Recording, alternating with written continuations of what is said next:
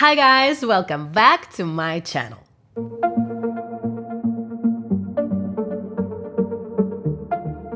Today we're going to talk about Kylie Jenner and Timothée Chalamet from a psychological perspective. You can watch my previous videos right here. And as always, if you enjoy watching this video, please don't forget to hit that like button, leave your comment, and subscribe. You're always welcome on my channel. If you're feeling particularly generous today, you can support my channel through Ko-fi, and the link is in the description.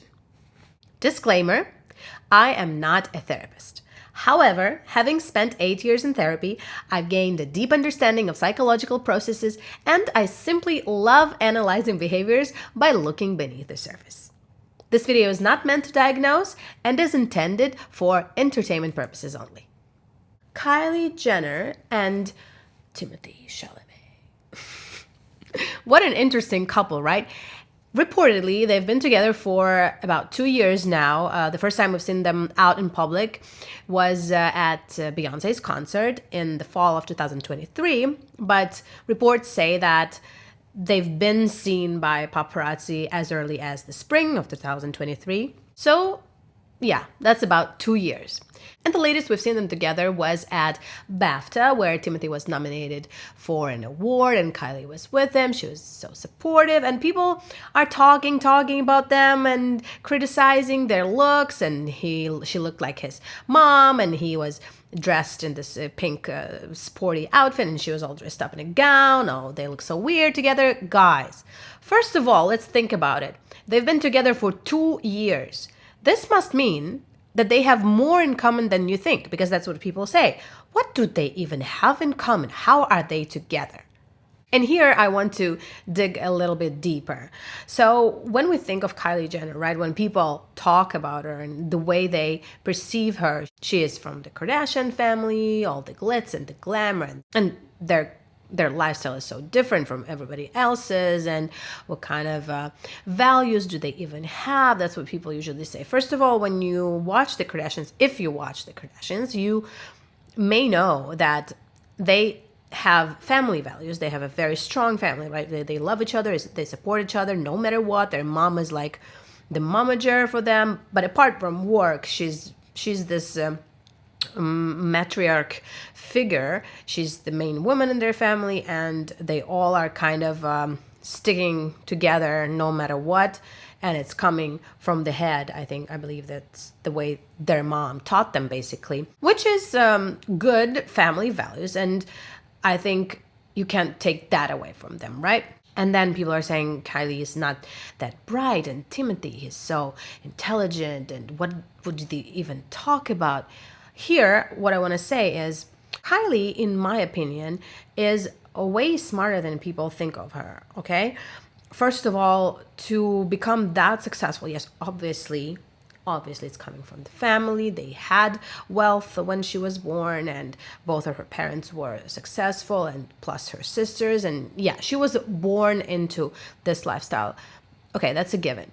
But still, to maintain an image, and there have been plenty of very wealthy people who didn't do anything in their life and just blown it all away. And if you think about it, we have that Robert Kardashian to think of in that family, who is not as successful as his sisters, let's say, and he's not in the public eye. But even if he was, that's not the point. The point is, he didn't, in my opinion, make the best out of what the life has given him, right, as a starting point.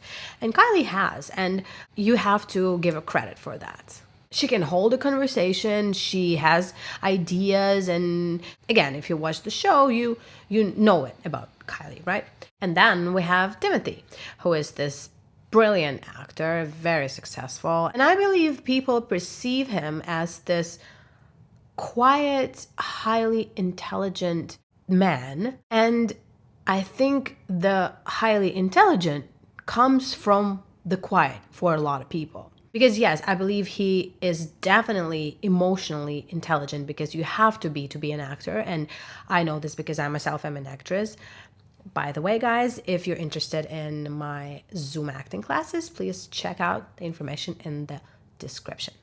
So yes, I believe he is emotionally intelligent. And does that automatically mean that he's like book smart? Not necessarily. So when you start putting him on a pedestal in this intellectual sense and then putting Kylie down, I think you're making a mistake. There's definitely psychological bias in believing that a quiet person is automatically a smart person. First of all, the halo effect is when people believe that one positive trait automatically means another positive trait. So in this case, quiet equals smart, and they're not the same thing. Then we have the strong silent type stereotype in the society, because society often romanticizes silence as the sign of wisdom, kind of like a silent genius kind of person. Then we have depth versus loudness misconception. So people think that a quiet person must be very deep in their thoughts. They're thinking of some serious things, and it just paints this picture of this mysterious, smart person. Mystery creates perceived intelligence because humans fear the unknown, and such a person, a quiet person, is like a blank canvas for everyone to fill in. So generally, if you think about it, quiet does not equal intelligent or smart, right? This is not to say that he's not smart. It's just I'm getting a little bit tired of hearing this comparison. Like people know these two, Kylie and Timothée. I mean, like Timothée is like this silent genius, and Kylie is just a empty head or something. Like this is unfair, in my opinion. I watched a couple of interviews of Timothée Chalamet. Let's watch a clip together. You know, I grew up on Kid Cudi and hip hop, and that was really my passion. And then somewhere in my 20s, because this movie I was working on, I became obsessed with this. Yeah, actors get kind of a weird rap though, because then they also have to be celebrities in some way. Yeah, right? In some way. And so if you want to get your movie out, there's only a limit of how pretentious in some way, private, whatever, I want this, especially this movie. I believe in this movie and I believe in this man. He's a tremendous artist. So I want to, get it out there. So after watching these, I realized that he is kind of like more of a street smart kind of guy. He grown up in New York, and he has this swag about him, the kind of swag that Kylie likes based on her previous relationships. As I can see, he is very much into hip hop, and the way he talks, just hearing him speak, I'm like, yeah, he probably, they speak the same language in a sense with Kylie. They're close in age, by the way, too. She's 27, he's 29. So yeah, it's looks like it's working out. Plus, I'm guessing that they may have a lot in common in terms of their issues, so to speak. Let's first analyze Kylie. Okay, Kylie, she was born into this very wealthy and successful family, and she was always compared to her sisters, and everybody around her was so successful. And in terms of appearance, she wasn't, when she was younger, she wasn't like a Barbie doll perfection type, but she was very cute. But I guess she didn't grow into her body and her face and so on because of the influence of her sisters and this constant comparison by the public. She was always in the public eye since she was so little, because when they started the show, she was very, very young. I believe that may have created identity confusion and self-worth issues, because I'm imagining this must be very difficult childhood in that sense. Because guys, if a person is wealthy in their childhood, it doesn't mean that they had a happy, perfect butterfly childhood. Yes, they may have had the things a regular person didn't have, but it doesn't at all mean that they were happy inside, like in their heart and soul. Kylie admitted feeling insecure about her lips and her body, and look at all the plastic surgery she's done. Look at what she's done to herself. In all honesty, it's pretty extreme, right? At 27, she's like an ad for probably almost any procedure you can think of. I mean, she's done a lot. And when you do a lot to change in yourself, in your appearance in particular, it automatically means there's something wrong. Like there's issues. You do not accept yourself. You do not love yourself. And these people guys, tell me your opinion in the comments. And I bet there will be people who will say, yeah, but if you don't like something, you can change it and you should change it. It's your choice. It's your life. Yeah, but still, it automatically means you do not like yourself. You do not accept yourself the way you are. And I'm imagining Chris, knowing, at least from the show, the way she is, she probably wasn't supportive. And she was the opposite. She was supportive in Kylie getting all those treatments because that's the way she lives. That's the way she thinks is normal. That's like their level of normalcy, or I don't know if that's even a word. Then I'm guessing Kylie may have attachment issues and trust problems. Her parents' relationship, Kris Jenner and Bruce, now Caitlyn Jenner, was quite difficult. Like her mom was constantly putting her down, and at the same time Bruce, now Caitlyn, had this huge secret from his whole family. It must have created weird dynamics in the family. It must have. I'm positive about that. And with that kind of dynamics and with the kind of parents, a child rarely can feel secure and trust their parents and trust that everything's gonna work out, plus the dynamics of like female over male dominance that also creates issues in kids. So that definitely impacted the way Kylie feels about herself now. From her parents' divorce and other things that happen in that family, she may have developed a fear of abandonment even. And that kind of correlates with what we hear about her relationships with her boyfriends. And she kept choosing, at least before Timothée. I don't know much about Timothée in that sense because he is very private, right? But Tyga, Travis Scott, they don't exactly, I believe, have this like perfect monogamy kind of guy record.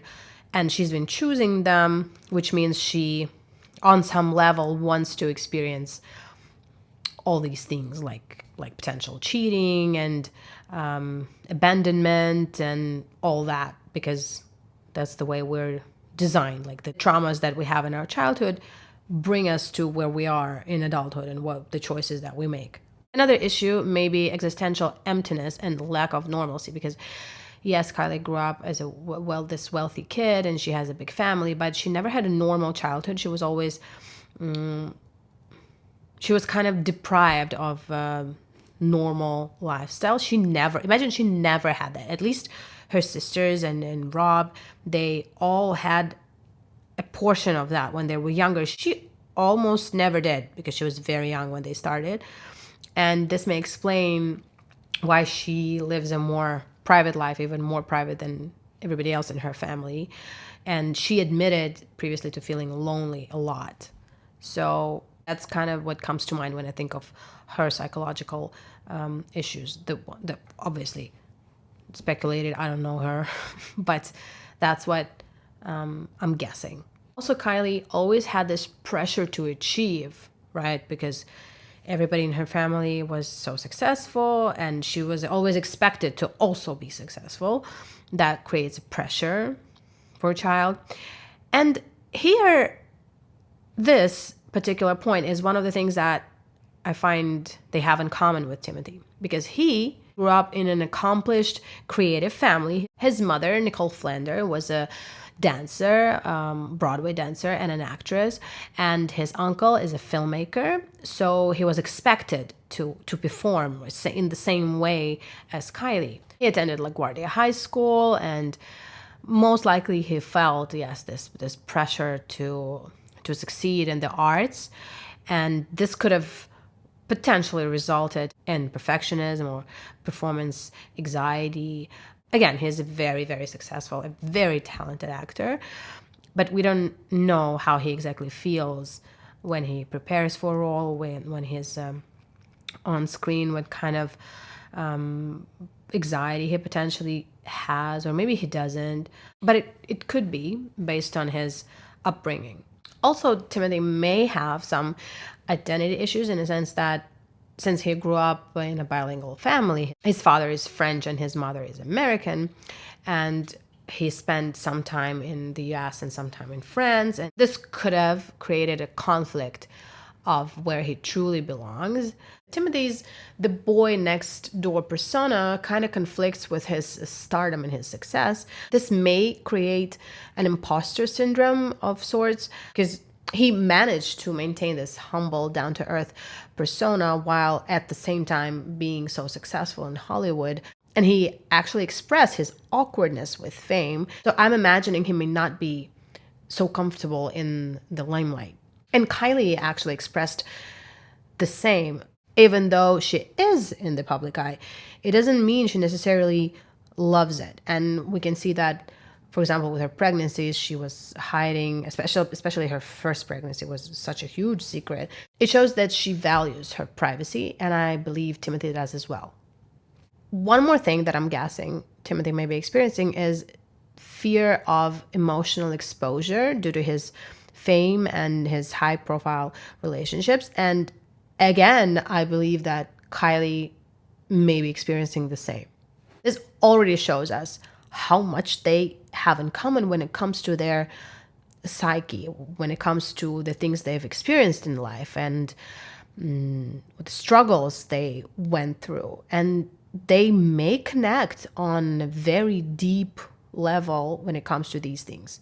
I personally believe that Kylie Jenner and Timothée Chalamet are a great match. All the things I just mentioned on a psychological level, on a level of their interests, they're close in age, like I said.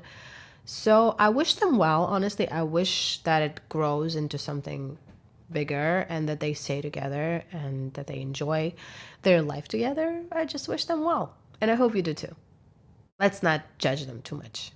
I just hope that their issues will bring them closer together as opposed to tearing them apart, because as psychology shows, when we grow up, we relive our childhood traumas. We want to relive our childhood traumas. We choose partners that will help us relive our childhood traumas because we're trying to fix our childhood. And what I hope these two understand through therapy or just life in general is that they're grown-ups and there is no need to change the past. The past is the past. It's gone. You can't change your parents. You can't change what happened to you. You're an adult, and look at your partner as an adult and not as a tool to fix something in your childhood right now.